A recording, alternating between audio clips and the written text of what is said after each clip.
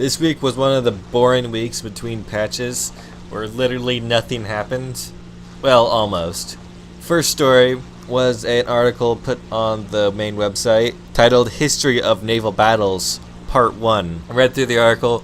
It doesn't talk anything about what we're going to be seeing in game. It's just a very broad history of naval battles going through time and space. But what makes this interesting is the Part 1. When does Part 2 come into play? Hopefully next week. What I'm hoping they're going to do is they're going to release like bits of story or whatever, or new parts up till the CBT. When will the CBT come about? Some people are speculating December 1st. The reason why they came to this date is because the War Thunder Naval Forces soundtrack pre-orders have started, and you can receive them on December 1st. But other people are skeptical of this because the soundtrack for ground forces and air forces also came out on December 1st, but on the 2014, not 2016. So this seems just to be a regular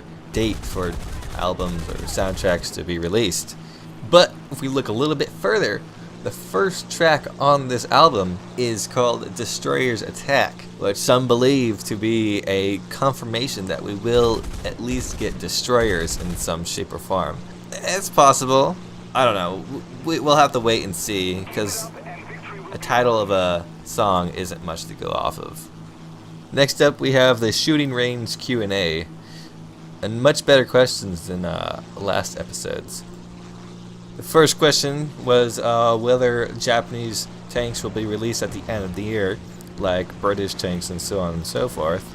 And the answer is, we can't answer that yet. Oh, it's not surprising. That's what they've always been saying. Next question was if open-top tanks and TDs will get reloading animations. The answer was nope, not anytime soon. They also bring up a very accurate point that if they did start working on reloading animations, people would just start complaining about how they're not making new tanks or boats. And what I find actually kind of funny about this, I'm assuming the guy is reading quotes from the devs who answer these questions. The way this one was answered, the devs seem to be complaining about people's constant asking for a certain bomber. They don't say what bomber, they call it that bomber, but perhaps there's a certain bomber that people have been asking for a lot that perhaps is getting on the devs' nerves, which most likely means we'll probably see it in the future, so we'll finally shut up about it. But what bomber are they talking about? Is it by perhaps the HE-177? Next question was about the upcoming PS4 VR and if it will be compatible with War Thunder, and the answer is yeah, it will be.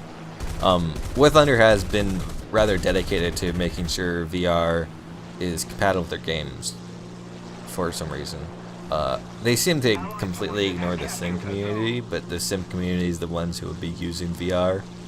Regardless of all that, PS4 VR will be a thing for War Thunder when it comes around. The last thing I could talk about, it's not really news or anything because it's already in the game, is the reconnecting to matches. So if your internet dies or someone is an asshole or whatever reason, and you drop internet, you can now reconnect to the game that you were in. Although it won't work in E.R.A because it has to be a thing with a lineup. So that's really all for this week. Nothing big.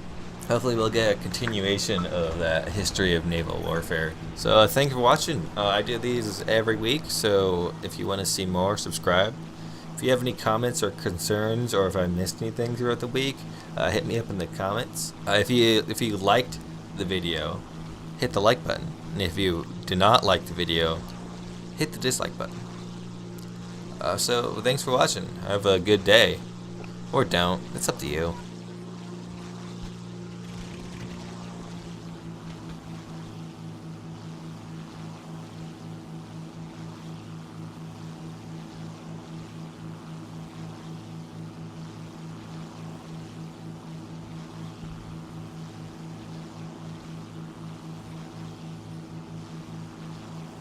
Take him down!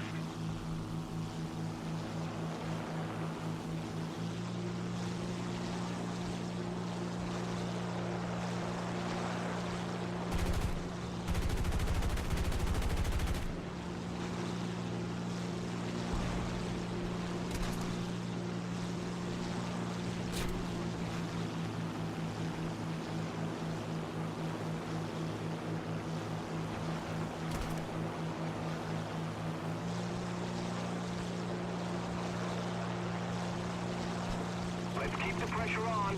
Victory is close.